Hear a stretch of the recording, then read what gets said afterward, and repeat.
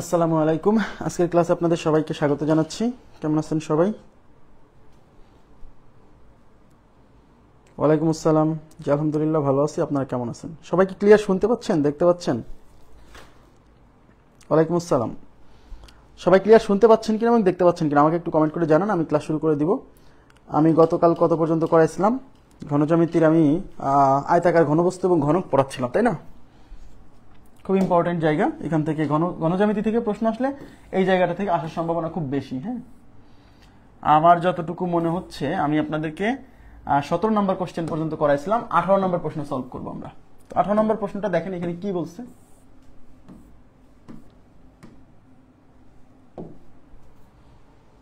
আচ্ছা ঠিক আছে।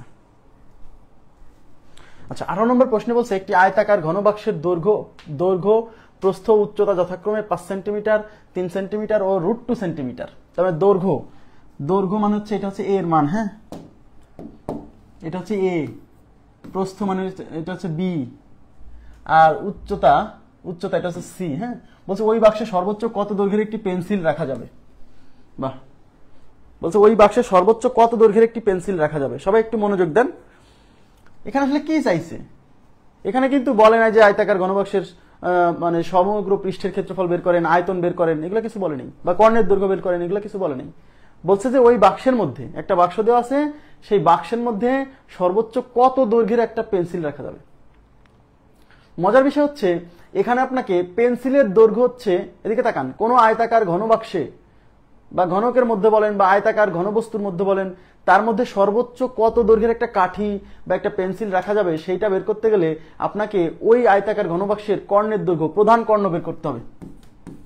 প্রধান কর্ণের দৈর্ঘ্য ইজ ইকুয়াল টু সর্বোচ্চ পেন্সিলের দৈর্ঘ্য। কিভাবে হয় আমি এই ব্যাপারটা বলবো, সমস্যা নাই। প্রধান কর্ণের দৈর্ঘ্য ইজ ইকুয়াল টু পেন্সিলের সর্বোচ্চ দৈর্ঘ্য। ঠিক আছে, প্রধান কর্ণের দৈর্ঘ্য যা, পেন্সিলের সর্বোচ্চ দৈর্ঘ্যটা তাই। এখন এখানে অনেকে বলে যে ভাই প্রধান কর্ণের দৈর্ঘ্য পেন্সিলের সর্বোচ্চ দৈর্ঘ্য কেমনে হয়? সবাই একটু মনোযোগ দেন। আমি আপনাদেরকে যদি ওই চিত্রটা দেখাই, দেখেন এই যে মনে করেন এই চিত্রটাই দেখালাম। এখন আপনাকে বললাম যে এর মধ্যে সর্বোচ্চ কত দৈর্ঘ্যের একটা কাঠি রাখা যাবে। এখন দেখেন কাঠিটা যদি আপনি এই নিচে, মনে করেন এই নিচে একটা ফুটো আছে, একটু তাকান, এই নিচে একটা ফুটা আছে আর এইখানে একটা ফুটা আছে। এখন আমি যদি এই নিচের ফুটা দিয়ে যদি কাঠি ঢুকাই দিয়ে ওই ফুটা বরাবর নিই, তাহলে কিন্তু সবচেয়ে বড় দৈর্ঘ্যের কাঠি এর মধ্যে ঢুকানো যাবে। কিন্তু কেউ যদি মনে করে না সোজাসুজি ঢুকাই দেবো, এই সোজাসুজি ঢুকাই দেবো, মানে ঘনবাক্সের মধ্যে এরকম সোজাসুজি ঢুকাই দেবো, তাহলে তো ভাই মানে এই বরাবর যদি ঢুকান, দেখেন এই বরাবর ঢুকালে পরে কি হবে? এই দৈর্ঘ্য যত বড় তত বড় কাঠি ঢুকানো যাবে। কিন্তু আমি যদি এই প্রধান কর্ণ বরাবর ঢুকাই, কমন সেন্স অ্যাপ্লাই করেন, এই প্রধান কর্ণ বরাবর ঢুকাই, তাহলে কিন্তু বিরাট একটা কাঠি এর মধ্যে ঢুকাই দেওয়া যাবে। বুঝতে পারছেন? হ্যাঁ, যেমন আমি যদি এইখানে বলি প্রধান কর্ণ, দেখেন এটা একটু দেখে নিয়ে আসি। প্রধান কর্ণ মানে বুঝতেই পারছেন এই যে, আচ্ছা প্রধান কর্ণ মানে এই কোণা থেকে শুরু করে, আমি যদি এই কোণা থেকে যাত্রা শুরু করি তাহলে এই কোণা বরাবর নিয়ে যাব। তার মানে দেখছেন এই বরাবর, মানে প্রধান কর্ণ বরাবর যদি আমি একটা কাঠিকে ঢুকাই দেই তাহলে ওইটাই সবচেয়ে বড়, এর চেয়ে বড় কোনো কিছু ওর ভেতরে রাখা যাবে না। তার মানে যদি কখনো এরকম বলে যে একটা আয়তাকার ঘনবাক্স বা একটা ঘনকের মধ্যে যদি একটা পেন্সিল রাখা হয় বা একটা কাঠি রাখা হয়, ঠিক আছে, তাহলে বা একটা লাঠি রাখা হয়, তাহলে সর্বোচ্চ কত দৈর্ঘ্যের কাঠি বা পেন্সিল রাখা যাবে, তখন আপনি বুঝবেন যে আসলে আমাকে বের করতে বলছে ওই আয়তাকার ঘনবাক্সের কি কর্ণের দৈর্ঘ্য। ওই আয়তাকার ঘনবাক্সের কর্ণের দৈর্ঘ্য বের করতে হচ্ছে, প্রধান কর্ণ। তাহলে প্রধান কর্ণ বের করার সূত্র কি? কর্ণকে আমরা ডি দ্বারা প্রকাশ করি। তাহলে কর্ণ D equal to square root of A square plus B square plus C square. এই তো প্রধান কর্ণের দৈর্ঘ্য। এখানে এ কত? এ দেওয়া আছে, দেখেন এ দেওয়া আছে 5, তার মানে এটা হচ্ছে 5 স্কয়ার প্লাস বি আছে হচ্ছে 3, তাহলে এটা হচ্ছে 3 স্কয়ার, সি আছে কত? সি হচ্ছে √2, এটা হচ্ছে √2 স্কয়ার। ঠিক আছে, তাহলে দেখেন এই কর্ণের দৈর্ঘ্য যা বেরোবে তাই আমাদের উত্তর। এই 5 স্কয়ার কত? 25, তারপর 3 স্কয়ার কত? 9, তারপর √2 স্কয়ার করলে 2, 25 আর 34, 34 আর 2 36, তাহলে √36 আর √36 মানে হচ্ছে 6। অর্থাৎ প্রধান কর্ণের দৈর্ঘ্য হচ্ছে 6 সেন্টিমিটার। তার মানে হচ্ছে ওই আয়তাকার ঘনবাক্সের মধ্যে সর্বোচ্চ 6 সেন্টিমিটার দৈর্ঘ্যের একটা কাঠি রাখা যাবে, এর চেয়ে বড় কাঠি রাখা সম্ভব না। আশা করি বুঝতে পারছেন। তাহলে যদি কখনো এরকম প্রশ্ন আসে যে একটা আয়তাকার ঘনবাক্স বা ঘনকের মধ্যে সর্বোচ্চ কত দৈর্ঘ্যের কাঠি রাখা যাবে, কত দৈর্ঘ্যের পেন্সিল রাখা যাবে, সেক্ষেত্রে আপনি বের করবেন ওই আয়তাকার ঘনবাক্সের প্রধান কর্ণ। ঠিক আছে, ওকে, নেক্সট কোশ্চেনে চলে যাচ্ছি। একটি ঘরের দৈর্ঘ্য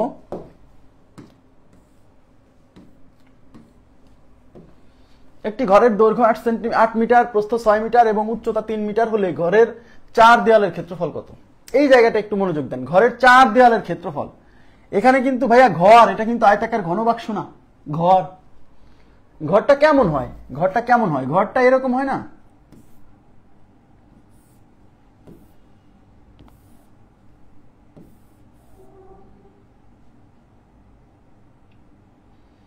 মানে আমি যেটা বোঝাতে চাচ্ছি, ঘরের 4 দেয়ালের ক্ষেত্রফল, আমি এখানে ঘরটা আঁকাতে পারছি না ঠিক মতো, মানে ওরকম দেখাতে পারবো না।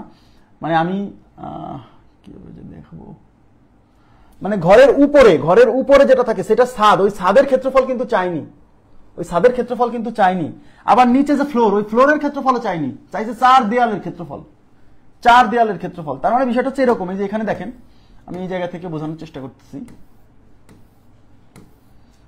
মনে করেন এইটা মনে করেন যে ছাদ, হ্যাঁ, এই ছাদের উপরে টিনের শেডও থাকতে পারে, আর এটা হচ্ছে ফ্লোর। এই ছাদের ক্ষেত্রফল চাইনি, এই ফ্লোরের ক্ষেত্রফল চাইনি। 4 দেয়াল মানে কি? এই পাশে একটা, ওই পিছনে একটা, এই পাশে একটা, এই পাশে একটা। এখন প্রশ্ন হচ্ছে, তাহলে আমাদের এই সমগ্র পৃষ্ঠের ক্ষেত্রফল নির্ণয় সূত্র কি ছিল? 2 × AB + BC + CA। কিন্তু এখন তো এইখানে দুই পৃষ্ঠের ক্ষেত্রফল বাদ পড়বে, এই নিচের পৃষ্ঠ আর উপরের পৃষ্ঠ। এখন দেখেন, এদিকে তাকান, এইটা যদি দৈর্ঘ্য হয়, এটা যদি দৈর্ঘ্য হয় A, হ্যাঁ, এটা যদি প্রস্থ হয় B, আর এটা যদি উচ্চতা হয় C, তাহলে এটাও C, উচ্চতা C। তাহলে এখন প্রশ্ন হচ্ছে যে, তাহলে এখানে আমার কি বাদ পড়তেছে বুঝেন? মানে এই পৃষ্ঠটা বাদ দিতে হলে, আর এই পৃষ্ঠটা বাদ দিতে হলে কোন জায়গাটুকু বাদ পড়বে সেটাকে বোঝার চেষ্টা করেন। তাহলে ঘরের, এটা হচ্ছে মেঝে, এটা মেঝে। তা মেঝের, এদিকে তাকান, মেঝের এক পাশটা হচ্ছে দৈর্ঘ্য, মেঝের আর এক পাশটা হচ্ছে প্রস্থ। আর মানে মেঝে থেকে ছাদ পর্যন্ত যাওয়ার জন্য যে হাইট, সেটা হচ্ছে উচ্চতা। সবসময় কিন্তু এরকম ধরতে হবে, আপনি ABC এখানে উল্টাপাল্টা ধরলে হবে না। কিন্তু ঘরের ক্ষেত্রে মেঝে যেটা থাকবে, মেঝে যেখানে থাকবে না, মেঝের একটা অংশ, একটা দৈর্ঘ্যকে ধরবেন দৈর্ঘ্য, আর একটা পাশকে ধরবেন প্রস্থ। আর মেঝে থেকে ছাদ পর্যন্ত যে উচ্চতা, সেটা হচ্ছে উচ্চতা C ধরতে হবে। ABC কিন্তু উল্টাপাল্টা ধরলে, এখানে AB উল্টাপাল্টা ধরলে সমস্যা নাই, কিন্তু C মানে উচ্চতা, সোজা কথা, উচ্চতাকেই C ধরতে হবে। এখন আমার প্রশ্ন হচ্ছে, আমি আসলে বাদ দেবো কোনটুক? তাহলে এই দেখেন, তাহলে এই যে এই AB, এদিকে একটু তাকাবেন প্লিজ। এইটা যদি বাদ দেই, তাহলে এটার দৈর্ঘ্য হচ্ছে A, প্রস্থ হচ্ছে B, তার মানে এইটুক বাদ দিলে AB বাদ যাবে, এই AB বাদ যাবে।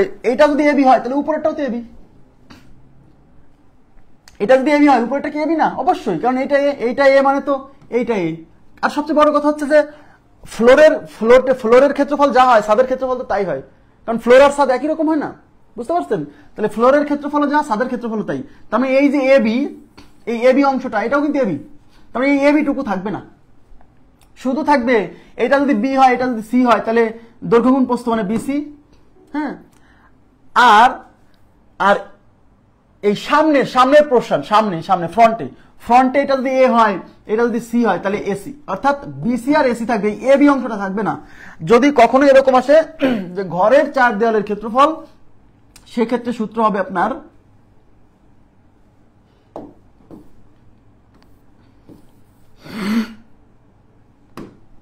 দেখেন, ঘরের 4 দেয়ালের ক্ষেত্রফল বললে AB অংশটা মিসিং থাকবে। তাহলে ঘরের 4 দেয়ালের ক্ষেত্রফল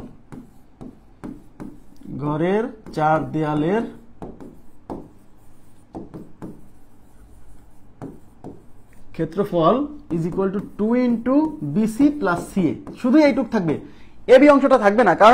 কারণ হচ্ছে ওই AB অংশটা হচ্ছে ফ্লোর আর ছাদ। তা ফ্লোর আর ছাদ তো 4 দেয়ালের মধ্যে পড়ে নাই, বুঝতে পারছেন? আচ্ছা, এটা কত নাম্বার কোশ্চেন ছিল? এটা ছিল 19 নাম্বার। দেখে দিচ্ছি কোনো ফল্ট আছে কিনা, জাস্ট একটু দেখে দিচ্ছি। তাহলে 2 × BC + CA, তাহলে 2 × BC, B মানে হচ্ছে প্রস্থ, এই যে প্রস্থ হচ্ছে 6, তাহলে B 6, উচ্চতা C মানে 6, এটা 3 প্লাস C হচ্ছে 3 × A মানে কত? A মানে হচ্ছে 8, ব্যাস। তাহলে 2 × 3 6 18 প্লাস 3 আসছে 24। তাহলে 2 × 18 24 কত? এটা হচ্ছে 2, 3 4 42, 42 দুনি 84, তাহলে 84 বর্গমিটার, 84 বর্গমিটার। তাহলে যদি কখনো আসে এই যে 84 বর্গমিটার, এই নাম্বার অপশন ইজ রাইট। যদি কখনো আসে যে ঘরের 4 দেওয়ালের ক্ষেত্রফল, তখন মনে করবেন যে ফ্লোরের ক্ষেত্রফল আর ছাদের ক্ষেত্রফলটা বাদ দিতে হবে। আর ফ্লোরের ক্ষেত্রফল আর ছাদের ক্ষেত্রফল মূলত আসলে এবি। হ্যাঁ, বুঝতে পারছেন? ওই এবি অংশটা বাদ যাবে। ক্লিয়ার হয়েছে ব্যাপারটা? কারণ যদি একটা আয়তাকার ঘনবস্তু, শোনেন, ঘরটাও কিন্তু একটা আয়তাকার ঘনবস্তু, ঘরটাও কিন্তু একটা আয়তাকার ঘনবস্তু, তাই না? যদি ছাদ করা থাকে তাহলে ঘরটা কি আয়তাকার ঘনবস্তু না? ইয়েস। আয়তাকার ঘনবস্তুর সমগ্র 6 পৃষ্ঠের ক্ষেত্রফল কত? 2 × AB + BC + CA। কিন্তু যখন ঘর বলতেছে, ঘরের 4 দেয়াল, 4 দেয়াল বললে তো ছাদ আর ফ্লোর আসতেছে না। তো ছাদ আর ফ্লোর বলতে কোন অংশটা? AB, AB. এই জন্য এবিটাকে বাদ দিচ্ছি। ওকে, দেখেন,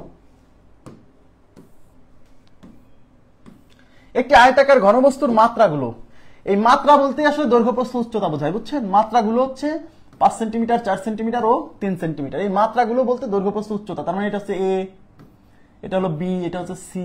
ওকে, এর কর্ণের সমান, এবার তাকান, very very important question, very very important. এর কর্ণের সমান, এর বলতে কার? এর বলতে এই আয়তাকার, এই যে আয়তাকার ঘনবস্তুর মাত্রাগুলো দেওয়া আছে না, ওই আয়তাকার ঘনবস্তুর কথা বলতেছে।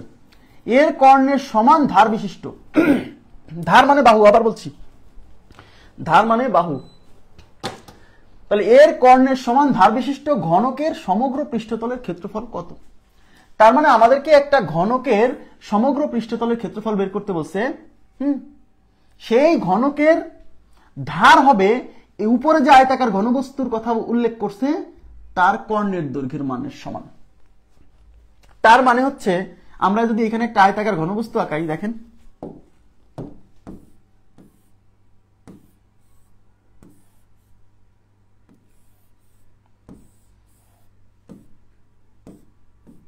এই একটা আয়তাকার ঘনবস্তু, এই আয়তাকার ঘনবস্তুর প্রধান কর্ণের দৈর্ঘ্য d = (a²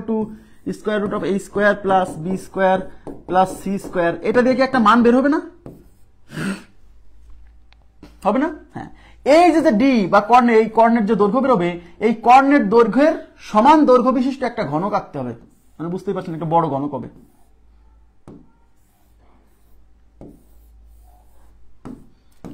ঠিক আছে, এই ঘনকের প্রতিটা বাহুর দৈর্ঘ্য, এই এর মান হবে এই ডি এর সমান। আমার কথা কি বুঝছেন? এর মান হবে এই ডি এর সমান। আমাদেরকে এই এর সমগ্র পৃষ্ঠের ক্ষেত্রফল বের করতে বলছে। এখন সমগ্র একটা ঘনকের সমগ্র পৃষ্ঠের ক্ষেত্রফল তো ভাইয়া 6a², তাই কিনা? একটা ঘনকের সমগ্র পৃষ্ঠের ক্ষেত্রফল হচ্ছে 6a²। তার মানে হচ্ছে আমি যদি ঘনকের সমগ্র পৃষ্ঠের ক্ষেত্রফলটা বের করতে চাই, তাহলে আমার এ মানে বাহুর দৈর্ঘ্য লাগবে। বাহু মানে ধার, আবার বলছি, এই বাহুর দৈর্ঘ্যকেই ধার বলা হয়। ধার মানে কিনারা না? এটা এটা কি ঘনকের এই পৃষ্ঠের কিনারা না? ইয়েস, বুঝতে পারছেন? নদীর কিনারা বলে, মানে নদীর পাড়, এরকম ঘনকের ধার। এই যে ঘনকের প্রতিটা বাহুর দৈর্ঘ্য, এই প্রতিটা বাহুর দৈর্ঘ্য কোশ্চেনে দেওয়া নাই। যে ঘনকের সমগ্র পৃষ্ঠের ক্ষেত্রফল বের করতে বলছে তার প্রতিটা বাহুর দৈর্ঘ্য এখানে দেওয়া নাই। এর প্রতিটা বাহুর দৈর্ঘ্য হচ্ছে উপরে যে আয়তাকার ঘনবস্তুর কথা বলা আছে তার কর্ণের দৈর্ঘ্য সমান হবে। তার মানে হচ্ছে উপরে যে আয়তাকার ঘনবস্তুর কথা বলছে সেই আয়তাকার ঘনবস্তুর কর্ণের দৈর্ঘ্য এই সূত্র দিয়ে বের করব। সেই কর্ণের দৈর্ঘ্যকে আমরা এই ঘনকের বাহুর দৈর্ঘ্য হিসেবে ব্যবহার করে এর সমগ্র পৃষ্ঠের ক্ষেত্রফল বের করব। আশা করি বুঝতে পারছেন। ঠিক আছে, আগে বুঝতে হবে অঙ্কটা, খুবই ইম্পর্টেন্ট কোশ্চেন, আসার মতো। হ্যাঁ, তাহলে দেখেন, তাহলে আমরা কি করব? আমরা প্রথমে আয়তাকার ঘনবস্তুর কর্ণের দৈর্ঘ্য বের করব, √a² + b² + c²। এ কত? এ হচ্ছে 5, তাহলে 5²। বি কত? 4, 4²। সি কত? 3²। তাহলে 5² হচ্ছে 25, 4² হচ্ছে 16, 3² হচ্ছে 9। 25 আর 16 কত? 41, তাই না? 41, 41 আর 9 কত? 50। তাহলে √50, এইভাবেই থাকুক, 50-এর রুট যেহেতু হয় না, এইভাবেই থাকুক। এখন আমাদেরকে যে ঘনকের সমগ্র পৃষ্ঠের ক্ষেত্রফল বের করতে বলছে, সমগ্র পৃষ্ঠের ক্ষেত্রফল কি? এখন অতএব ঘনক বলতে যে পরবর্তীতে যে ঘনকের কথা বলছে, ঘনকের প্রতিটি বাহুর দৈর্ঘ্য, আচ্ছা, ঘনকের ধারের দৈর্ঘ্য হবে দৈর্ঘ্য a = এই d √50। ব্যাস, এবার আমরা কি করব? অতএব সমগ্র পৃষ্ঠের ক্ষেত্রফল = 6a²। তাহলে 6 × a মানে √50, এই রুট 50-এর উপর স্কোয়ার মারলাম, তাহলে 6 ইন্টু এই রুট আর স্কোয়ার কেটে 50, 6 50, দেখেন 5 6 30 আর একটা শূন্য 300, তাহলে উত্তর হচ্ছে 300। খুবই সিম্পল। ক্লিয়ার ব্যাপারটা?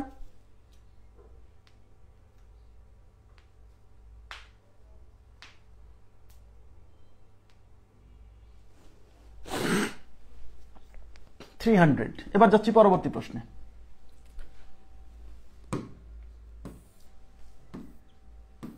একটি আয়তাকার ঘনবস্তুর দৈর্ঘ্য প্রস্থ উচ্চতার অনুপাত। দেখেন এবার দেওয়া আছে কি, আয়তাকার ঘনবস্তুর দৈর্ঘ্য প্রস্থ উচ্চতার অনুপাত দেওয়া আছে 4:3:2।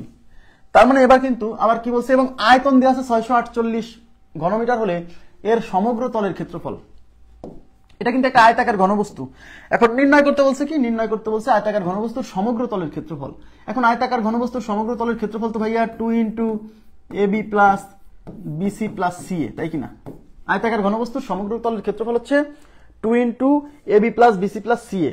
তাহলে আপনি যদি আয়তাকার ঘনবস্তুর সমগ্র তলের ক্ষেত্রফল বের করতে চান, তাহলে যে A, তারপরে B, তারপরে C এগুলো বের করতে হবে, তাই কিনা? A B C মানে দৈর্ঘ্য প্রস্থ উচ্চতা বের করতে হবে। এই কোশ্চেনে ওই আয়তাকার ঘনবস্তুর দৈর্ঘ্য প্রস্থের উচ্চতার মান সরাসরি দেওয়া নাই, দেওয়া আছে দৈর্ঘ্য প্রস্থের উচ্চতার অনুপাত। বুঝলেন? কিন্তু এটা কিন্তু মান না, এটা হচ্ছে অনুপাত। তার মানে এখানে কি দেওয়া আছে, এখানে দেওয়া আছে দৈর্ঘ্য ইস্টু প্রস্থ ইস্টু উচ্চতা ইজ ইকুয়াল টু কত, 4:3:2। তাহলে আমরা দৈর্ঘ্য a কে কি ধরব, অনুপাত দেওয়া থাকলে পরে এই 4 এর সাথে একটা x ধরে নিব গুণাকারে।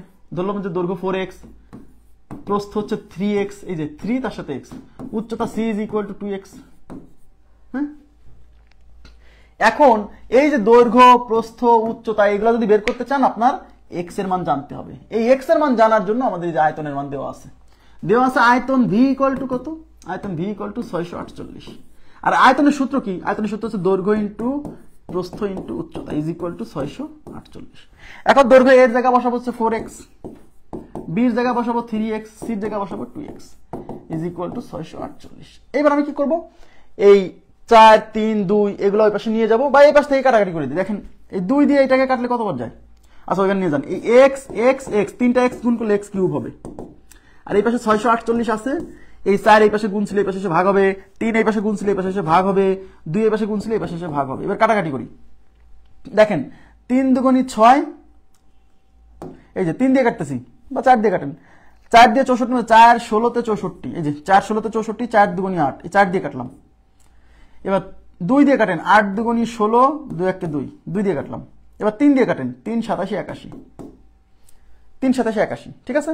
তার মানে x cube is equal two কত, 27। x কিউব যদি 27 হয় তাহলে x ইকুয়াল টু 3 হবে। কিভাবে, এই যে এই কিউব ওই পাশে যে 27 এর ঘনমূল হবে, 27 এর ঘনমূল হচ্ছে 3। অথবা আপনি x cube is equal to 27 কে লিখবেন 3 কিউব, উভয় পাশ থেকে কিউব কিউব কাটা, x ইকুয়াল টু 3 সূচকের নিয়ম অনুসারে x এর মান 3। এই x এর মানগুলো এখন এখানে বসাই দিবেন, এখানে বসাই দিবেন, এখানে বসাই দিবেন, তাহলে ABC পাবেন। ঠিক আছে? তাহলে ABC কত আসতেছে, তাহলে a ইজ ইকুয়াল টু আসতেছে a মানে কত, a মানে 4x না, তাহলে 4x, তাহলে 4 ইন্টু 3 মানে 12। b ইজ ইকুয়াল টু কত আসতেছে 3x, তাহলে 3 ইন্টু 3, এই যে x এর মান 3, হ্যাঁ 3 3 9। c ইকুয়াল টু কত আসতেছে 2x, তাহলে 2 ইন্টু x এর মান কত 3, 3 দুগুণী 6। এবার এই মানগুলো এখানে বসান, তাহলে 2 ইন্টু a হচ্ছে 12, b হচ্ছে 9, প্লাস b হচ্ছে 9, c হচ্ছে 6, প্লাস c হচ্ছে 6, a হচ্ছে 12। তাহলে 2 ইন্টু 9 12 তে 108, প্লাস 6 9 54, প্লাস 6 12 তে 72। এবার যোগ করেন, তাহলে 2 ইন্টু, দেখেন 108 এর সাথে 72 যোগলে 180 হবে। খেয়াল করছেন, এই যে 8 আর 2 10, আর হচ্ছে 70, 10 আর 70 180, আর হচ্ছে 100 180। 180 সাথে 4 যোগ করেন 184, 184 সাথে 50 যোগ করলে 134, তাহলে 134। 134 কে 2 দিয়ে গুণ করলে 264, তাহলে আমাদের উত্তর হচ্ছে 264। আরে 264 তো নাই, ও আচ্ছা 134 না, এটা 234, 234, 234। দেখেন 234, তাই না? হ্যাঁ 234, 234 কে গুণ করলে 200 দুগুণী 400, আর 34 দুগুণী হচ্ছে 68, তাহলে 468। তাহলে আমাদের উত্তর হচ্ছে 468, B number option is right. ঠিক আছে? এখন অনেকে মনে করবে যে ভাই এটা তো বিশাল অঙ্ক, এত বড় অঙ্ক কেমনে করব? এটা বিশাল অঙ্ক না। এটা বিশাল অঙ্ক না কেন? কারণ এই যে আপনি a equal to 4x, b equal to 3x, c equal to 2x এগুলা কি ধরে ওখানে দেখাবেন? কখনোই না। আপনি তো জানেনই যে এখানে অনুপাত দেওয়া আছে মানে এর সাথে x x ধরে নিতে হবে। আপনি সরাসরি শুরুই করবেন এই যে এই লাইন থেকে, এই যে এই লাইন থেকে শুরু, জানেন আপনার অঙ্কের শুরু হবে এই লাইন থেকে। আপনি এগুলো কিছুই লিখবেন না, আপনি তো সরাসরি লিখবেন 4x 3x 2x এবিসির মান, হ্যাঁ এবিসিও লিখবেন না, শুধু প্রশ্নে একটু ছোট্ট করে লিখে রাখতে পারেন যে a equal to 4x b equal to, এগুলো লেখার দরকার নাই, অঙ্ক করতে করতে এই লাইন থেকে শুরু, এই লাইন থেকে শুরু করে জাস্ট ক্যালকুলেশনটা করার পরে x এর মান 3 বেরোবে, আপনি মনে মনে দেখেন এই যে x এর মান 3 বেরোইছে, এই 3 এর সাথে 4 গুণ করলে 12 হবে, তাই এখানে এর মান 12 বসাই দিবেন। 3 এর সাথে 3 গুণ করলে 9 হবে, এখানে 9 বসাবেন, তো এ হচ্ছে 12, এটা হচ্ছে 9, এই 3 এর সাথে 3 এখানে বসালে 3 দুগুণে 6 হবে, তার মানে c এর মান 6, তারপর আস্তে আস্তে এখানে মান বসায় একবারে করতে হবে। পরীক্ষার হলে লাইন স্কিপ করতে হয়। শর্টকাট মানে এই না যে আমি অঙ্ক দেখে উত্তর মেরে দিলাম, ব্যাপারটা এমন না, মুখস্থ বা কোনো একটা সূত্রে বসালাম মান চলে আসলে এরকম না, সবসময় এরকম না। শর্টকাট মানে হচ্ছে আমি কতগুলো লাইন স্কিপ করছি, আর এটার জন্য বহুত প্র্যাকটিস করতে হয়, কিন্তু প্র্যাকটিসে যাদের অ্যালার্জি আছে তাহলে তো হবে না। নেক্সট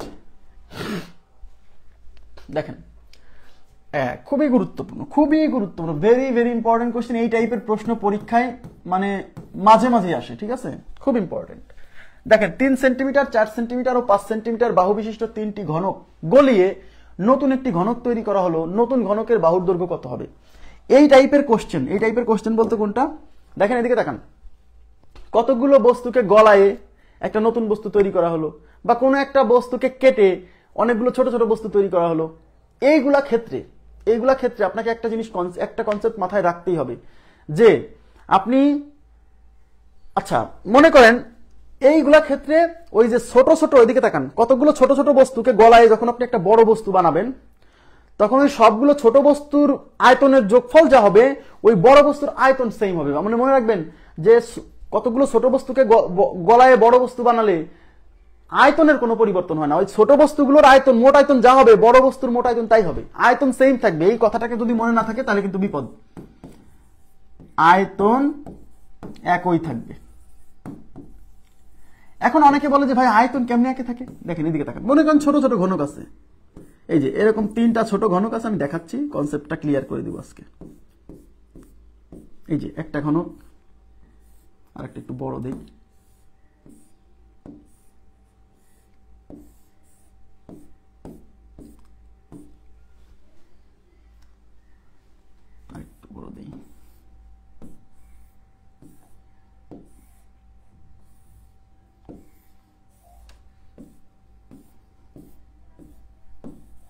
এই যে এটার হচ্ছে বাহুর দৈর্ঘ্য হচ্ছে a ইকুয়াল টু 3 একক, এটা হচ্ছে a1 দিলাম, হ্যাঁ, এটার বাহুর দৈর্ঘ্য a2 ইজ ইকুয়াল টু 4 একক, এটার বাহুর দৈর্ঘ্য হচ্ছে a3 ইজ ইকুয়াল টু 5 একক। এই 3টা ঘনককে গলায়ে আপনি একটা বড় ঘনক বানাচ্ছেন, এই যে এই 3টা ঘনককে গলায় আপনি একটা বড় ঘনক বানাবেন, ঠিক আছে।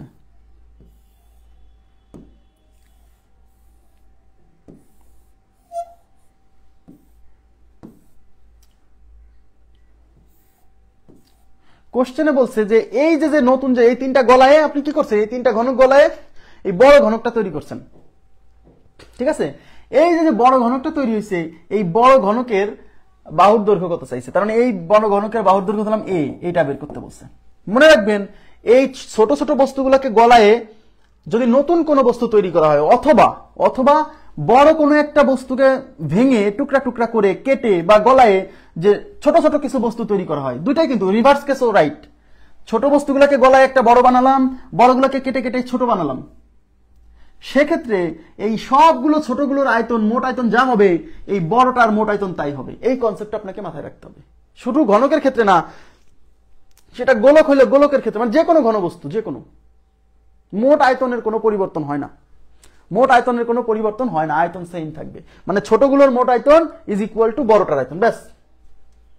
সেটা ছোটগুলোকে গলায় যদি বড়টা বানান তাতেও আয়তন সেম থাকবে, বড়টা কেটে কেটে বা বড়টা গলায় যদি ছোট ছোট কয়েকটা বানান তাহলেও আয়তন সেম থাকবে। মানে বড়টার আয়তন ইজ ইকুয়াল টু ছোটগুলোর মোট আয়তন। এখন অনেকে বলে যে ভাই এটা কেমনে হয়, এইগুলার মোট আয়তন যা হবে এটার মোট আয়তন তাই হবে, অনেকে বিশ্বাস করতে চায় না। একটা সিম্পল এক্সাম্পল দেই। মনে করেন আপনার কাছে 1 লিটারের, খেয়াল করেন প্লিজ, 1 লিটারের একটা জগ আছে, 1 লিটার, এই যে আমি দেখাচ্ছি, এই যে 1 লিটার, এটা ধারণ ক্ষমতা হচ্ছে 1 লিটার, হ্যাঁ। আর একটা হচ্ছে মনে করেন যে এটার ধারণ ক্ষমতা হচ্ছে 2 লিটার, হ্যাঁ। আর একটা আছে মনে করেন, আচ্ছা আর একটা আছে মনে করেন যে এরকম একটু একটু আর একটু চওড়া, এটা মনে করেন যে 1.5 লিটার। এখন এর মধ্যে পানি আছে 1 লিটার, এর মধ্যে পানি আছে 2 লিটার, এর মধ্যে পানি আছে 1.5 লিটার। এখন এই সবগুলো পানিকে আপনি যদি একটা বড় জগে যদি ঢালেন, কোথায় জগটা আঁকাবো, হ্যাঁ আচ্ছা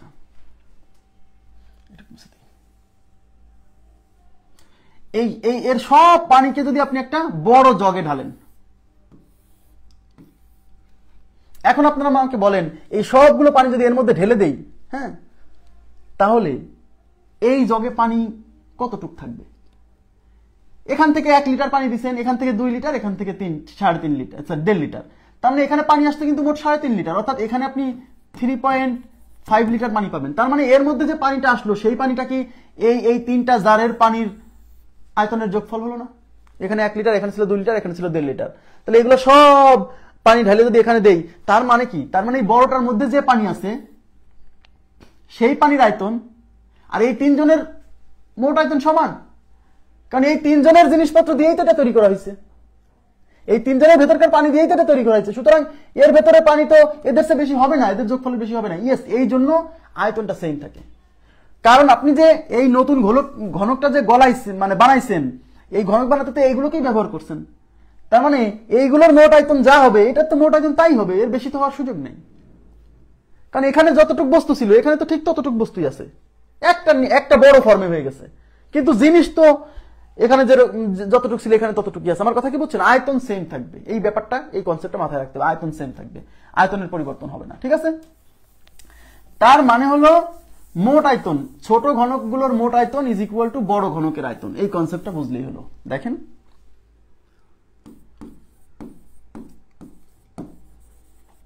ছোট ঘনকগুলোর মোট আয়তন ইজ ইকুয়াল টু বড় ঘনকের আয়তন।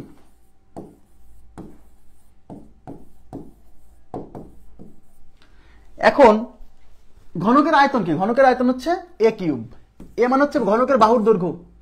তাহলে 3 সেন্টিমিটার বাহু বিশিষ্ট একটা ঘনক, হ্যাঁ, তাহলে যে ঘনকের বাহু, তাহলে এই যে 3টা ঘনক, এই 3টা ঘনককে গলায় যেহেতু বড় একটা ঘনক তৈরি করছেন, তাহলে এই 3 ঘনকের আয়তন, তাহলে এই প্রথম ঘনকের আয়তন ধরলাম আমি V1, দ্বিতীয় ঘনকের আয়তন ধরলাম V2, তৃতীয় ঘনকের আয়তন ধরলাম V3। এই 3টা আয়তন যোগ করলে বড় ঘনকের আয়তন ধরলাম আমি V, বড় ঘনকের আয়তন ধরলাম V।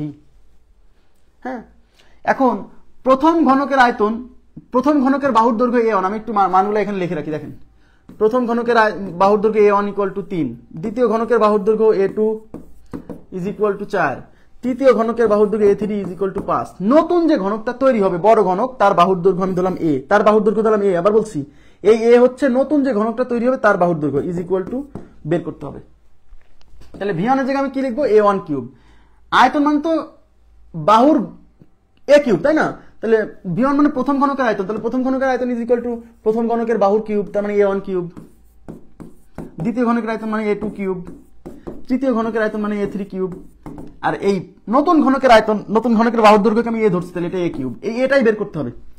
এখন A1 মানে 3, তাহলে এটা 3 কিউব প্লাস A2 মানে হচ্ছে 4 কিউব প্লাস এটা হচ্ছে 5 cube is equal two A cube. 3 cube মানে 27,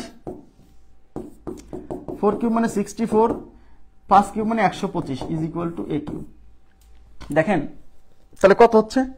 5 আর 4 9, 9 আর 7 16, 6 16 6 হাতে 1, 3 আর 6 9, 9 আর 2 11 হাতে 1, 1 আর 1 2, আর এদিকে কিন্তু নাই, তার মানে 216 is equal two A cube. A cube 216, তাহলে A cube is equal two 216। আমরা কিসের মান বের করতে চাচ্ছি? আমরা এর মান বের করতে চাচ্ছি। তাহলে আমাদের কাজ কি?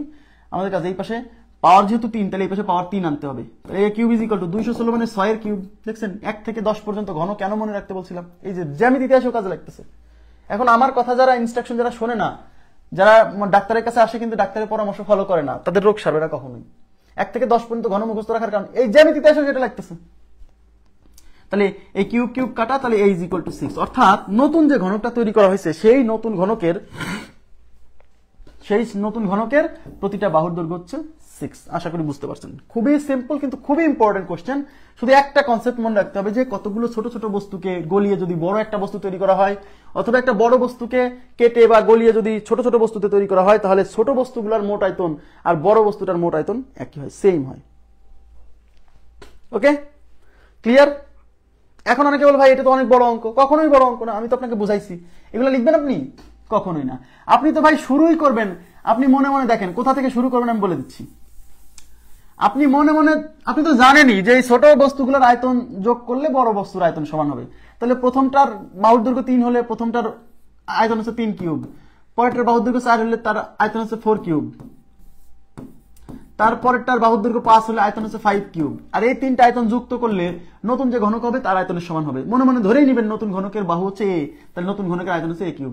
আপনি তো শুরুই করবেন এই লাইন থেকে, শুরুই করবেন এই লাইন থেকে, কারণ আপনি তো অঙ্কটা পরীক্ষার হলে যাওয়ার আগে করে গেছেন এই টাইপের কোশ্চেন, তাই না?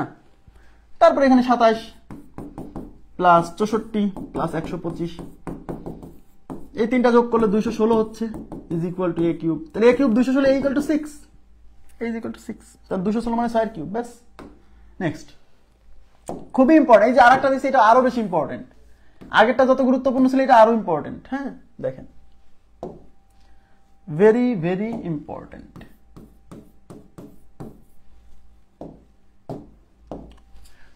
10 সেন্টিমিটার বাহু বিশিষ্ট কয়টি ছোট ছোট ঘনক 1 মিটার বাহু বিশিষ্ট একটি ঘনকের মধ্যে স্থাপন করা যাবে? 1 মিটার বাহু বিশিষ্ট, 1 মিটার বাহু বিশিষ্ট ঘনকের মধ্যে স্থাপন করা যাবে। আচ্ছা, কি বলছে? 1 মিটার বাহু বিশিষ্ট একটা ঘনক আছে, মানে একটা বড় ঘনক, একটা বিরাট একটা ঘনক আছে আপনার কাছে। এই বিরাট একটা ঘনক আমি দেখাচ্ছি না, নিচের অংশ দেখাচ্ছি না। হ্যাঁ, এই বিরাট ঘনকের মধ্যে আপনি এর প্রত্যেকটা বাহুর দৈর্ঘ্য a is equal to 1 metre, 1 metre. মনোযোগ দিন, এই ঘনকের মধ্যে আপনি 10 সেন্টিমিটার বাহু বিশিষ্ট, খেয়াল করেন, 10 সেন্টিমিটার বাহু বিশিষ্ট ছোট ছোট ঘনকের মধ্যে ঢুকাই দিবেন। বলছে তাহলে এর মধ্যে কতগুলো ঘনক ঢুকানো যাবে? মজার বিষয় হচ্ছে এই যে 1 মিটার বাহু বিশিষ্ট যে বড় ঘনক, এর ভিতরে একটা আয়তন আছে না? এদিকে তাকান, ঘনকের ভিতরে, ঘনক তো একটা মানে ঘনক তো একটা 3D বস্তু, এর মধ্যে কি একটা ফাঁকা জায়গা আছে না? আয়তন আছে না? আয়তন, ওই ফাঁকা জায়গার যে জায়গা দখল করছে সেটাই তো আয়তন। এখন এই ছোট ছোট ঘনক, এই যে দেখেন, এখন এই ছোট ছোট ঘনক আমি কি করব? এর মধ্যে ঢুকাই দিব। তাহলে এই ছোট ছোট ঘনকগুলো কিন্তু এর আয়তনটা দখল করবে। এদিকে তাকান, এই ছোট ছোট ঘনকগুলো কিন্তু এর ভিতরে আয়তনটা দখল করবে। তার মানে এর ভিতরে, এই বড় ঘনকের ভিতরের আয়তনটা দখল করতেছে কি? এই ছোট ঘনকগুলা, তাই কিনা? তাহলে এখন প্রশ্ন হচ্ছে যে এই ছোট ঘনক একটাই কি এর পুরো আয়তন দখল করতে পারবে? না, এরকম অনেকগুলো লাগবে, এরকম অনেকগুলো এর মধ্যে ঢুকাতে হবে। এখন প্রশ্ন হচ্ছে যে এরকম কতগুলো ঘনকের মধ্যে ঢুকানো যাবে? তাহলে এখন প্রশ্ন হচ্ছে, একটু তাকান প্লিজ, মনোযোগ দিন। এখন আমার কথা হচ্ছে, ধরে নিচ্ছি যে এর মধ্যে n সংখ্যক ঘনক ঢুকানো যাবে। এদিকে তাকান, ধরে নিচ্ছি যে এর মধ্যে n সংখ্যক, আমি তো জানি না কতগুলো, ধরে নিচ্ছি এর মধ্যে n সংখ্যক ঘনক ঢুকানো যাবে, ঘনক, ছোট ঘনক। আমি একটু আগে কি পড়ে আসলাম যে ছোট ছোট ঘনক মিলে যদি কোন একটা বড় ঘনক তৈরি হয়, বিষয়টা কিন্তু কনসেপ্টটা সেরকমই। এই ছোট ছোট ঘনকগুলো এর মধ্যে ঢুকাই দেওয়া মানে এই বড় ঘনকের ভিতরের আয়তনগুলো দখল করতেছে ছোট ঘনকগুলা। তার মানে কি আমি বলতে পারি না এই বড় ঘনকের আয়তন ইজ ইকুয়াল টু এর মধ্যে যতগুলো ঘনক ঢুকানো যাবে সেই সবগুলোর মোট আয়তনের সমান? কেন? কারণ এর ভিতরে যে মোট আয়তন আছে সেই মোট আয়তনটা তো এই ছোটগুলোই দখল করছে। তাহলে এর ভিতরে মোট যতগুলো ঘনক আছে, ছোট ছোট ঘনক, সেই ছোট ঘনকগুলোর মোট আয়তন আর এই বড় ঘনকের আয়তন সমান। কেন? কারণ এই ছোট ঘনকগুলো কিন্তু এই বড় ঘনকের আয়তনটাকে দখল করে রাখছে। ইয়েস, তার মানে ব্যাপারটা হলো এরকম, ওই একই কথা যে বড় ঘনকের আয়তন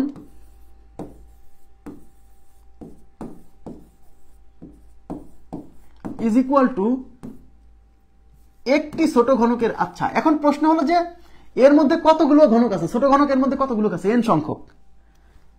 তাইলে প্রতিটি ছোট ঘনকের, তাহলে এর মধ্যে দেখেন প্রতিটি ছোট ঘনকের আয়তন ইনটু ঘনকের সংখ্যা। কারণ এর মধ্যে ছোট যে ঘনক আছে তাদের প্রত্যেকে আবার সাইজ সেম, এই যে প্রত্যেকের 10 সেন্টিমিটার বাহুর দৈর্ঘ্য, ছোট ছোট যে ঘনকগুলা।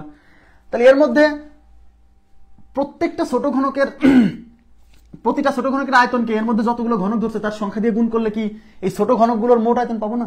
এদিকে তাকান, ছোট ঘনকগুলোর মোট আয়তন কেমনে পাবেন? প্রতিটা ছোট ঘনকের আয়তনকে এর মধ্যে যতগুলো ছোট ঘনক আছে তার সংখ্যা দিয়ে গুণ করলে ছোট ঘনকগুলোর মোট আয়তন পাবেন। আর ওই ছোট ঘনকগুলোর মোট আয়তন যা হবে বড় ঘনকের আয়তন তাই হবে।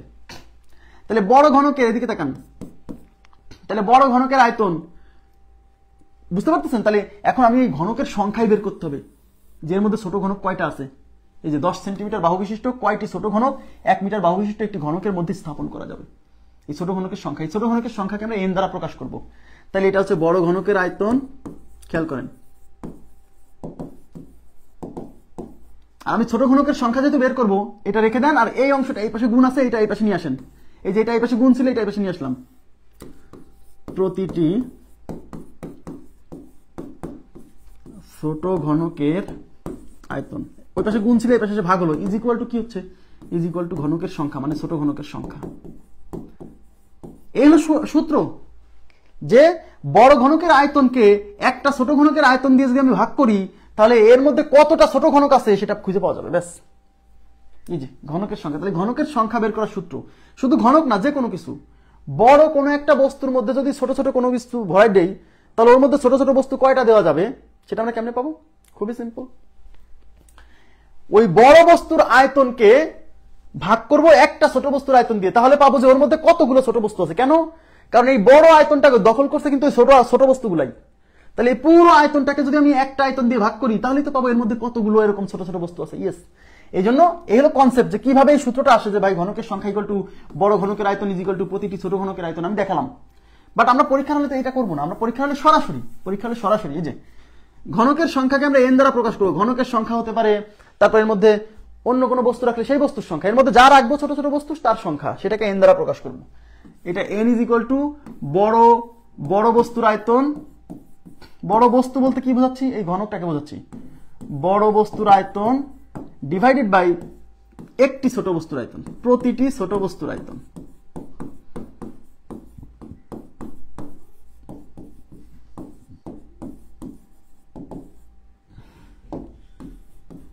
ঠিক আছে, তার মানে ছোট ছোট ঘনকের মধ্যে কয়টা রাখা যাবে সহজ হিসাব করেন। তাহলে এর ভিতরে যে জায়গাটা আছে সেই জায়গাটা দখল করতেছে কে? এর ভিতরের জায়গাটা দখল করতেছে কিন্তু ছোট বস্তুগুলা। তাহলে এর মধ্যে কতটা ছোট বস্তু রাখা যাবে কেমনে পাবো? এই পুরো আয়তনটাকে যদি আমি একটা ছোট বস্তুর আয়তন দিয়ে ভাগ করি তাহলে পাবো না এর মধ্যে কতটা ছোট বস্তু আছে। ইয়েস, এই জন্য বড় বস্তুর আয়তন ডিভাইডেড বাই প্রতিটি ছোট বস্তুর আয়তন, এটা করলে আমি পাবো ওর মধ্যে কতটা ছোট বস্তু ধরা যাবে। ইয়েস, এবার দেখেন বড় বস্তুর আয়তন। এখন বড় বস্তুর আয়তন মানে এটা তো ঘনক, ঘনকের আয়তন কি? ঘনকের আয়তন হচ্ছে a কিউব, মানে বাহু কিউব। এখন বড় ঘনকের প্রতিটা বাহুর দৈর্ঘ্য ছিল 1 মিটার। দেখেন প্রতিটা বাহুর দৈর্ঘ্য ছিল 1 মিটার। এইখানে অনেকে ভুল করে ফেলবে, এইখানেই অনেকে ভুল করে ফেলবে। প্লিজ বোঝার চেষ্টা করেন। এই বড় বস্তুর প্রত্যেকটা বাহুর দৈর্ঘ্য ওই বড় ঘনকের, এই যে বড় ঘনকের প্রতিটি বাহুর দৈর্ঘ্য ইকুয়াল টু ছিল 1 মিটার। কিন্তু ছোট ঘনকের প্রত্যেকটা বাহুর দৈর্ঘ্য আছে 1 সেন্টিমিটার। একক সেম না বানালে অঙ্ক হবে না। কিন্তু বড় ঘনকের প্রত্যেকটা বাহুর দৈর্ঘ্য দিয়ে আছে 1 মিটার, আর ছোট ঘনকের প্রত্যেকটা বাহুর দৈর্ঘ্য দিয়ে আছে 10 সেন্টিমিটার। হ্যাঁ, আমি বড় ঘনকের প্রত্যেকটার বাহুর দৈর্ঘ্যকে আমি a1 ধরলাম, ছোট ঘনকের প্রত্যেকটা বাহুর দৈর্ঘ্যকে আমি a2 ধরলাম 10 সেন্টিমিটার। খেয়াল করেন, এই জায়গায় অনেকে ভুল করে ফেলে। এখন আমার প্রশ্ন হচ্ছে বড় বস্তুর আয়তন। বড় বস্তুর আয়তন তাহলে কি হবে? বড় বস্তুর বাহুর দৈর্ঘ্য হচ্ছে a1, তার মানে a1 কিউব। প্রতিটি ছোট বস্তুর আয়তন, প্রতিটি ছোট বস্তুর বাহুর দৈর্ঘ্য হচ্ছে a2, তাহলে a2 cube. a1 cube, a1 কি 1 মিটার, তাহলে 1 মিটার মানে 1 কিউব। হ্যাঁ, আর a2 কিউব, a2 আছে কত? a2 আছে 10 সেন্টিমিটার, তার মানে 10 সেন্টিমিটার কিউব। এই জায়গাতে অনেকে ভুল করে ফেলবে। 10 সেন্টিমিটার, 10 সেন্টিমিটার। কিন্তু ভাইয়া এইটা যেহেতু মিটারে আছে, এটাকে সেন্টিমিটারে মানে কিসে রাখা যাবে না, মানে সেন্টিমিটারে রাখা যাবে, মিটারে করতে হবে।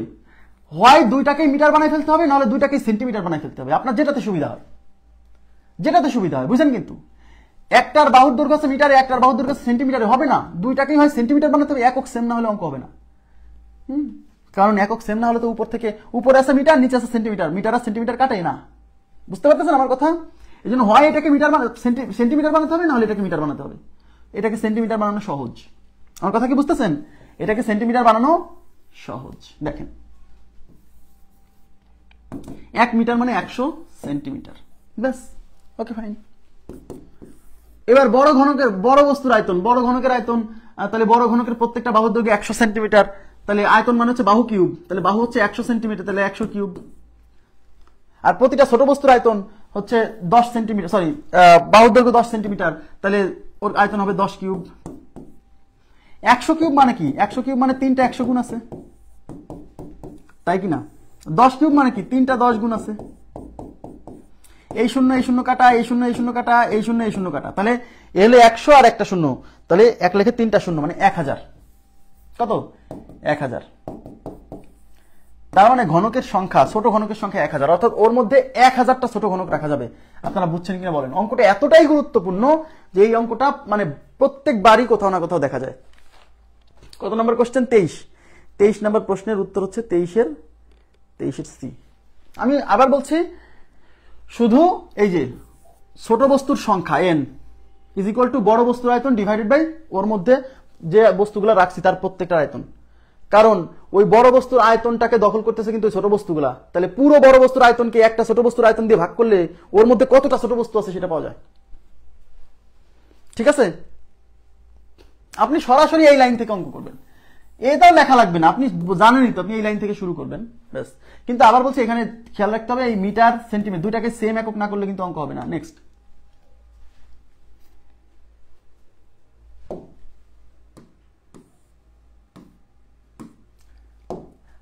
একটি সাবানের আকার, একটি সাবান কিন্তু আয়তাকার ঘনবস্তু, দেখবেন তার দৈর্ঘ্য আছে, প্রস্থ আছে, উচ্চতা আছে, আয়তাকার ঘনবস্তু। আকার 5 সেন্টিমিটার, 5 সেন্টিমিটার এটা হচ্ছে দৈর্ঘ্য, 4 সেন্টিমিটার এটা হচ্ছে প্রস্থ, 1.5 সেন্টিমিটার এটা হচ্ছে উচ্চতা। হলে 55 সেন্টিমিটার দৈর্ঘ্য, 48 সেন্টিমিটার প্রস্থ এবং 30 সেন্টিমিটার উচ্চতা বিশিষ্ট একটি বাক্সের মধ্যে কতটি সাবান রাখা যাবে? দেখছেন একই জিনিস। এখন হচ্ছে একটা, এর আগে যে অঙ্কটা করলাম সেখানে হচ্ছে একটা বড় ঘনকের মধ্যে কিছু ছোট ছোট ঘনক রাখছিলাম, তাই না? আর এখানে হচ্ছে একটা বড় বাক্সের মধ্যে, এবার একটা আয়তাকার ঘনবাক্স, তার মধ্যে কিছু সাবান রাখবো, ছোট ছোট সাবান। বলছে কতগুলো সাবান রাখা যাবে? খুবই সিম্পল। কোন বড় বস্তুর মধ্যে কিছু ছোট ছোট বস্তু রাখলে কতটা ছোট বস্তু রাখা যাবে? বড় বস্তুর আয়তন ডিভাইডেড বাই প্রতিটি ছোট বস্তুর আয়তন। কেন? কারণ ওই বড় বস্তুর ভিতরের যে আয়তন, ওই আয়তনটাকে দখল করতেছে কিন্তু ওই ছোট বস্তুগুলা। তাহলে প্রশ্ন হচ্ছে কতগুলো ছোট বস্তু ওর ভিতরে রাখা যাবে, মানে কতগুলো ছোট বস্তু মিলে ওই ভিতরের আয়তনটা দখল করবে। সেটা কেমনে পাবেন? ওই পুরো বড় বস্তুর আয়তনকে একটা ছোট বস্তুর আয়তন দিয়ে ভাগ করলেই তো পাবেন যে ওর মধ্যে কতগুলো ছোট বস্তু ধরবে। ঠিক আছে? তাহলে সাবানের সংখ্যা, এখানে সাবান কোনো সমস্যা নেই, তাহলে সাবানের সংখ্যাকে n দ্বারা প্রকাশ করলাম, তাহলে কি হবে? বড় বস্তুর আয়তন ডিভাইডেড বাই প্রতিটি সাবানের আয়তন, বাক্সের আয়তন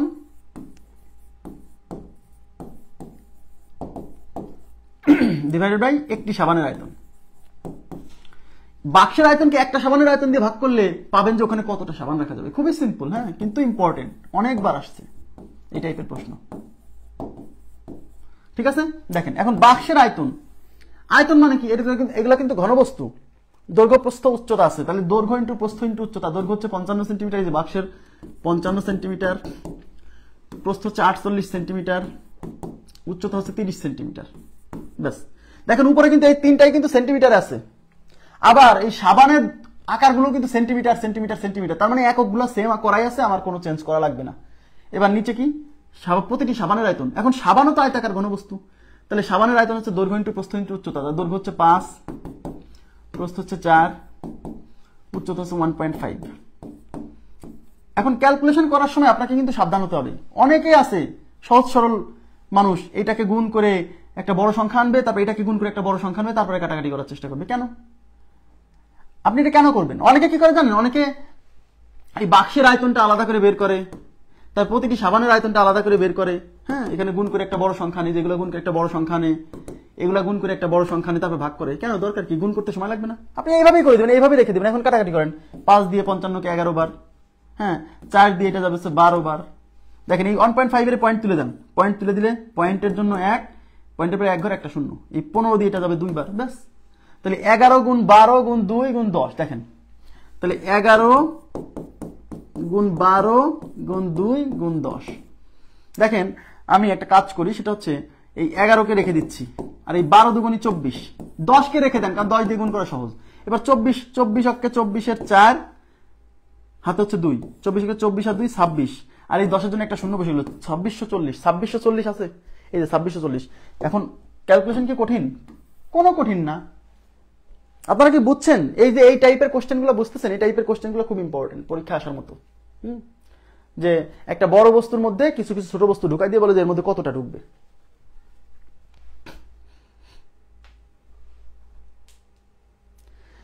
আবার বলছি, এইগুলো করার সময় আপনি কখনোই এই বড় বাক্সের আয়তন আলাদা করে বের করবেন, ছোট সাবানের আয়তন আলাদা করে বের করে সেটা ভাগ করতে যাবেন। এটার আয়তন যদি আলাদা করে বের করে এগুলো গুণ করতে যান, তখন কিন্তু অঙ্কটা জটিল হয়ে যাবে। এই গুণ করতে সময় লাগবে প্রথম কথা, আর সবচেয়ে বড় কথা হচ্ছে গুণ করার পর একটা বড় সংখ্যা আসবে, তখন কাটাকাটি করতে সমস্যা হবে। আপনি এইভাবেই করবেন, দৈর্ঘ্য গুণ প্রস্থ গুণ উচ্চতা, দৈর্ঘ্য গুণ প্রস্থ গুণ উচ্চতা, তারপরে কাটাকাটি শেষ। নেক্সট, একটি আয়তাকার পাত্রের দৈর্ঘ্য প্রস্থ উচ্চতা 20 সেন্টিমিটার, 15 সেন্টিমিটার, 10 সেন্টিমিটার হলে পাত্রের ভিতরের আয়তন কত?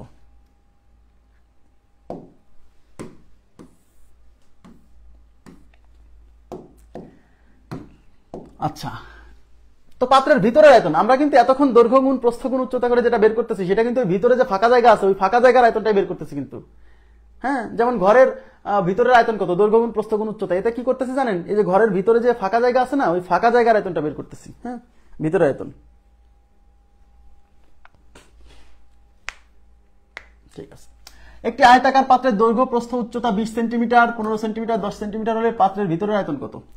আচ্ছা, তো দেখেন, তো পাত্রের ভিতরের আয়তন, এটা তো আয়তাকার ঘনবস্তু, আয়তাকার তামার পাত্র মানে আয়তাকার ঘনবস্তু, দৈর্ঘ্য ইন্টু আয়তন মানে দৈর্ঘ্য গুণ প্রস্থ গুণ উচ্চতা। তা দৈর্ঘ্য কত দেওয়া আছে? দৈর্ঘ্য দেওয়া আছে 20, প্রস্থ দেওয়া আছে 15, উচ্চতা দেওয়া আছে 10, গুণ করলে হয়ে যাবে।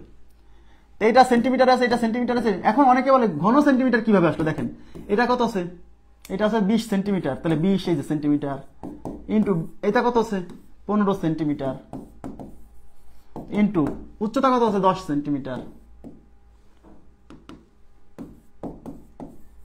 ঠিক আছে, এখন আপনি সংখ্যাগুলো গুণ করেন। এই 2 দিয়ে 15কে গুণ করলে হয় 30, আর এই একটা শূন্য, এই একটা শূন্য, দুইটা শূন্য বসে গেল। এই যে 1 সেন্টিমিটার, 2 সেন্টিমিটার, 3 সেন্টিমিটার গুণ আছে, কিন্তু এই সেন্টিমিটার গুলো কিন্তু গুণ আছে। যেমন 3টা এক্স গুণ করলে কি হয় বলেন তো? 3টা এক্স গুণ করলে এক্স কিউব হয়। তেমনই 3টা সেন্টিমিটার গুণ করলে এই যে সেন্টিমিটার, কিউবিক সেন্টিমিটার। বুঝছেন ব্যাপারটা? এরকম। এবার এরকম মনে করে যে ভাই এই কিউব তো শুধু মিটারের উপর না, এই সেন্টিমিটার পুরো একটা মিলে একটা সত্তা। এমন না যে সি একটা আলাদা সত্তা, এম একটা আলাদা সত্তা, না, এই সি আর এম মিলে একটা আলাদা সত্তা। মানে এই কিউব আছে মানে পুরোটার উপর আছে। তাহলে এই যে 3000 ঘন সেন্টিমিটার এইভাবে আসছে। এখন এখানে যদি মিটার থাকতো, এখানে যদি মিটার থাকতো, এখানে মিটার থাকতো, তখন 3টা মিটার গুণ হয়ে ঘন মিটার হতো। আমার কথা কি বুঝছেন? আচ্ছা, নেক্সট, তাহলে 3000 ঘন সেন্টিমিটার আছে। এই যে A number option is right, A number option right. Next, 18 ইঞ্চি উঁচু একটি বাক্সের দৈর্ঘ্য 3 ফুট এবং 2 ফুট, বাক্সটির আয়তন কত? খেয়াল করেন।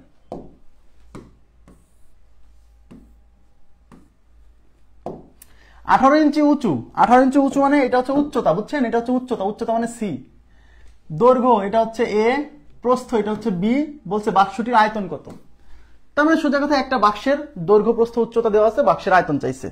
এখানে প্রবলেমটা ক্রিয়েট করছে কি? প্রবলেমটা ক্রিয়েট করছে হচ্ছে দৈর্ঘ্য দেওয়া আছে ফুট এককে, প্রস্থ দেওয়া আছে ফুট এককে, কিন্তু উচ্চতাটা দেওয়া আছে ইঞ্চি এককে। আবার উত্তরগুলা দেওয়া আছে ঘনফুট, ঘনফুট, ঘনফুট, ঘনফুট। তো ঘনফুট ওই যে দৈর্ঘ্য প্রস্থ উচ্চতা। এখন আয়তন কি? আয়তন হচ্ছে দৈর্ঘ্য ইন্টু প্রস্থ ইন্টু উচ্চতা। এখন এই দৈর্ঘ্য দেওয়া আছে 3 ফুট, প্রস্থ দেওয়া আছে 2 ফুট, কিন্তু উচ্চতা দেওয়া আছে 18 ইঞ্চি, কিন্তু এটা ইঞ্চিতে নেওয়া যাবে না। কেন? কারণ এই যে উত্তরগুলো যেহেতু ফুটে, ঘন ফুটে আছে, তার মানে এইটা ফুটে আছে, এইটা ফুটে আছে, এইটাও ফুটে নিলে এই 3টা ফুট গুণ হয়েই তো ঘন ফুট হবে। বুঝছেন? এই জন্য প্রথম কাজ হচ্ছে এই 18 ইঞ্চিকে আগে কত ফুট সেটা বের করা। এখন আপনাকে জানতে হবে এই জন্য যে এক ফুটে কয় ইঞ্চি? 1 ফুট সমান 12 ইঞ্চি, তাই না? এই যে এককের কনভার্সন, এগুলো না জানলে কিন্তু সমস্যা। 1 ফুট সমান 12 ইঞ্চি, তাহলে 18 ইঞ্চিতে কত ফুট কেমনে পাবেন? হ্যাঁ, 18 ইঞ্চি, তাহলে 18কে এই 12 দিয়ে ভাগ করতে হবে। তাহলে 6 দিয়ে কাটা যায়, 3 6 18, 6 দুগুণী 12, 3/2 ফুট। তার মানে 18 ইঞ্চি মানে 3/2 ফুট। এই জন্য এখানে উচ্চতার পরিবর্তে 3/2 ফুট বসাতে হবে। এটা ক্যান্সেল, 3 3 9 ঘন ফুট। এবার কি বুঝতেছেন যে এককগুলো সেম কেন করতে হয়? কারণ এখানে ফুট আছে, এখানে ফুট আছে, এখানে যদি ফুট না থাকে তাহলে আমি ঘন ফুট কেমনে লিখবো? এই জন্য সবগুলোকে সেম এককে নিয়ে আসতে হবে। এখন অনেকে বলছে ভাই এখানে যদি ঘন ইঞ্চিতে থাকতো তখন আমি এই ফুটগুলোকে ইঞ্চিতে কনভার্ট করতাম। হ্যাঁ, যদি এখানে ঘন ইঞ্চি থাকতো তখন আমি ফুটগুলোকে ইঞ্চিতে কনভার্ট করতাম, তাহলে ঘন ইঞ্চি আসতো। উত্তর দেখে বুঝতে যে কিভাবে নিতে হবে। ক্লিয়ার? আশা করি বুঝতে পারছেন। তো 9 ঘন foot, B number option is right. Next, একটি আয়তাকার বাক্সের উচ্চতা এর দৈর্ঘ্যের 2/3। আচ্ছা, এই কোশ্চেনটা একটু প্রবলেম আছে। হ্যাঁ, এই কোশ্চেনটা একটু প্রবলেম আছে। আমি এই কোশ্চেনটা সলভ করাবো, আপনারা আমাকে একটু সামনের ক্লাসে একটু মনে করাই দেবেন। এই কোশ্চেনটা পরে সলভ করাবো। একটি বইয়ের দৈর্ঘ্য 25 সেন্টিমিটার এবং প্রস্থ 18 সেন্টিমিটার। বইয়ের পৃষ্ঠা সংখ্যা হচ্ছে, আচ্ছা এইটাও আমি পরে করাবো, এটা পরে করাবো। এই রিলেটেড আরো দুটো অঙ্ক আছে, একসাথে করে দিব। হ্যাঁ, দেখেন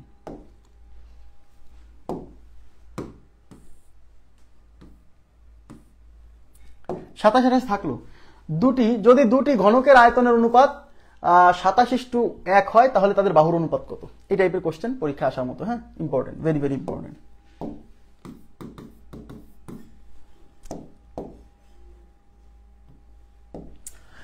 যদি দুটি ঘনকের আয়তনের অনুপাত, দুইটা ঘনক তাদের আয়তনের অনুপাত কিন্তু, তাহলে প্রথম ঘনকের আয়তন যদি V1 ধরি, দ্বিতীয় ঘনকের আয়তন যদি V2 ধরি, তাহলে V1:V2 এটা হচ্ছে 27:1। বলছে এদের বাহুর অনুপাত কত? তাহলে প্রথম ঘনকের বাহুকে আমি A1 ধরলাম, দ্বিতীয় ঘনকের বাহুকে আমি A2 ধরলাম। তার মানে A1:A2 বের করতে বলছে। এইটুকু বুঝছেন কিনা বলেন? এখন আমরা কি এটা বলতে পারি না যে V1 divided by V2 is equal to, V1 মানে কি? ভি মানে কি? আয়তন মানে হচ্ছে বাহুর কিউব, তাই না? তাহলে V1 ইকুয়াল টু আমি কি A1 কিউব লিখতে পারি না? আর V2 ইকুয়াল টু কি লিখতে পারি? A2 কিউব লিখতে পারি না? এই V1 বাই V2, এই যে V1:V2 এটা মানে তো ভাগ, তাই না? তাহলে V1:V2 দিয়ে আছে 27:1। তার মানে V1 বাই V2 এটার মান দিয়ে আছে 27 divided by 1 is equal to, আমার এই যে A1 এর উপরও কিউব আছে, A2 এর উপরও কিউব আছে, তাহলে আমি একবারে লিখতে পারি A1 ডিভাইডেড বাই A2 এর উপর হোল কিউব। কেন? কারণ দুইজনের উপরে কিউব আছে, তাহলে দুইজনের উপর হোল কিউব দেওয়া যায়। আমাকে যেহেতু A1 ডিভাইডেড বাই A2 এটা বের করতে বলছে, আমি এখানে কেন অনুপাত করলাম? কারণ আমার তো A1 আর A2 এর অনুপাত চাইছে, তাই আমি অনুপাত করতেছি। ঠিক আছে? তাহলে এখন দেখেন, এই পাশে আছে 27 বাই 1 মানে 27, আর এই পাশে আছে A1 ডিভাইড বাই A2 এর কিউব। আমার বের করতে বলছে কিসের মান? A1:A2 মানেই কিন্তু A1 বাই A2, তার মানে এই মানটা বের করতে বলছে। তাই এই মানটা বের করতে গেলে এই কিউব সরাতে হবে। তাই কিউব সরাতে হলে এই কিউব এই পাশে এসে ঘনমূল হবে, অথবা এইভাবে করতে পারেন যে এই পাশে কিউব আছে, তাহলে এই পাশে আমাকে কিউব বানাতে হবে, অর্থাৎ A1 ডিভাইডেড বাই A2 এর উপর হোল কিউব, আর এই 27 কে লেখা যায় 3 কিউব। উভয় পাশ থেকে কিউব কিউব কাটা, তাহলে এই পাশে থাকলে A1 by A2 is equal two 3। এটা মানে তো অনুপাত, তাই না? তাহলে A1:A2 ইজ ইকুয়াল টু 3 নিচে কিছু নেই, 1, তার মানে 3:1। তাহলে আমাদের উত্তর হচ্ছে 3:1। 3:1, এ নাম্বার অপশন ইজ রাইট। আমার কথা কি বুঝছেন? এ নাম্বার অপশন ইজ রাইট, 3:1। আর যারা ভালো বুঝে তারা এমনিতেই বুঝে গেছে যে যেহেতু আয়তন V equal to A cube, হ্যাঁ, আয়তন যেহেতু V equal to A cube, তাহলে যেহেতু V এর মান দেওয়া আছে আর এর মান চাইছে, তাহলে এই কিউবটা এই পাশে এসে ঘনমূল হবে। তার মানে এই যে 27:1, তার মানে সরাসরি যদি কি কেউ করতে চায় যে A1 divided by A2 is equal to ঘনমূল V1 ডিভাইডেড বাই V2, এলো শর্টকাট একবারে।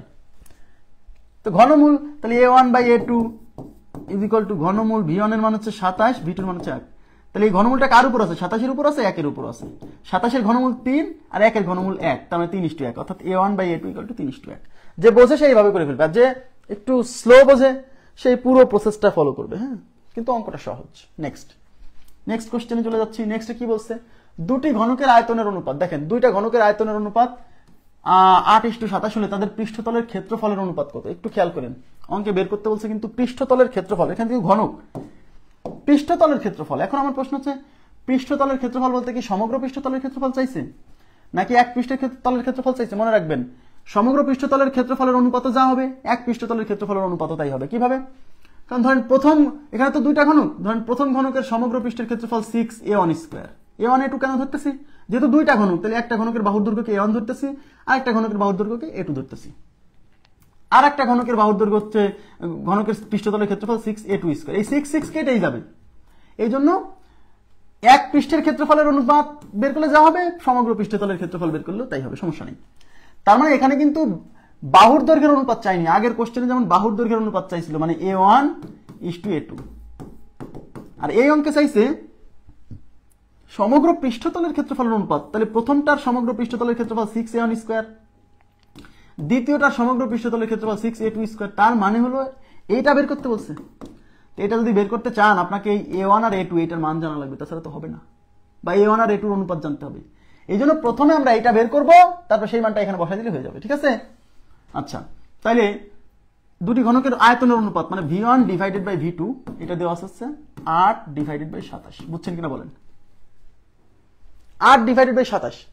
এখন এই v1 এর পরিবর্তে আমি কি লিখতে পারি a1 কিউব, v2 এর পরিবর্তে কি লিখতে পারি a2 cube is equal to 8 by 27 লেখা যায়। এখন এই a1 সরি v2, এটা v2 এর পরিবর্তে a2 cube, a1 divided by a2 এর উপর হোল কিউব দিলাম, কেন? যেহেতু a1 এবং a2 দুইজনের উপরে কিউব আছে, তাহলে এই দুইজনের উপর হোল কিউব দিলাম ইজ ইকুয়াল টু এই 8 কে লেখা যায় 2 কিউব, 27 কে লেখা যায় 3 কিউব। বলবেন ভাই এরকম কেন লিখলেন? কারণ এই পাশে কিউব আছে, আমাকে তো এই কিউব সরাতে হবে, কারণ না হলে আমি a1 a2 কেমনে পাবো? এই কিউব সরাতে হলে তো এই পাশেও কিউব আনতে হবে। তাহলে এই পাশে a1 divided by a2 is equal to 2 divided by 3 এর হোল কিউব। কেন? কারণ কিউবটা 2 এর উপর আছে, 3 এর উপর আছে, তাহলে এই দুজনের উপর হোল কিউব দেওয়া যায়। উভয় পাশ থেকে কিউব কিউব কাটা, তাহলে a1 divided by a2 is equal to 2 by 3। এটুকু বুঝছেন কিনা বলেন? a1 বাই a2 বের করে ফেললাম। এইবার অতএব পৃষ্ঠতলের ক্ষেত্রফলের অনুপাত, অতএব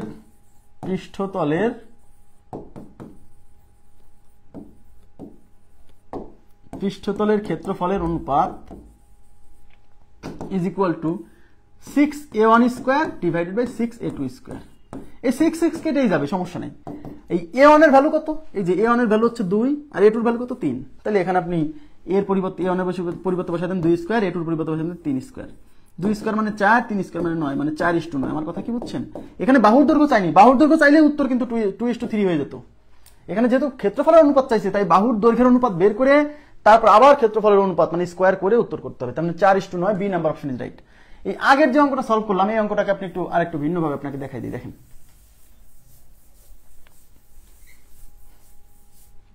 এখানে দেওয়া আছে আয়তনের অনুপাত, অর্থাৎ v1 divided by v2। v1 by v2 কত? 27 ডিভাইডেড বাই 1। যেহেতু বাহুর দৈর্ঘ্যের অনুপাত চাইছে, তাহলে v1 এর পরিবর্তে a1 বসাই দেন, তাহলে a1 কিউব, v2 এর পরিবর্তে a2 cube is equal to 27 divided by 1। এখন a1 বাই a2 এর উপর whole cube is equal to 27 মানে 3 এর কিউব। এই 1 দেওয়া না দেওয়াতেই 1 দিয়ে ভাগ করলে তো ভাই 87 হবে, 1 না দিলেও সমস্যা নেই, তবে 3 কিউব। এখন আমার যেহেতু a1 বাই a2 বের করতে হবে, তাহলে উভয় পাশ থেকে কিউব কিউব কাটা, তাহলে এই পাশে থাকলো হচ্ছে a1 ডিভাইডেড বাই a2, এই পাশে থাকলো 3। তো 3 এর নিচে কিছু নেই, মানে 1 আছে, অর্থাৎ a1:a2 ইজ ইকুয়াল টু 3:1। ওই সব আয়তনের অনুপাত লিখে ক্ষেত্রফল অনুপাত বাহুর অনুপাত দেখায় ওগুলো দরকার নেই, সরাসরি এই লাইন থেকে শুরু করবেন, এটুকু করতে বেশি সময় লাগবে না, ঠিক আছে?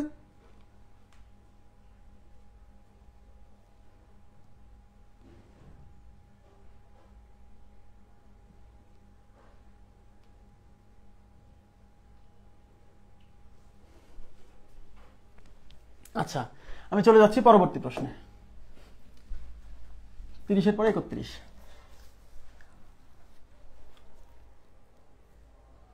যদি একটি ঘনকের প্রত্যেক বাহুর দৈর্ঘ্য দ্বিগুণ করা হয় তবে ঘনকের আয়তন কত গুণ হবে? দেখেন, যদি একটি ঘনকের প্রত্যেক বাহুর দৈর্ঘ্য দ্বিগুণ করা হয় তবে এর আয়তন কত হবে?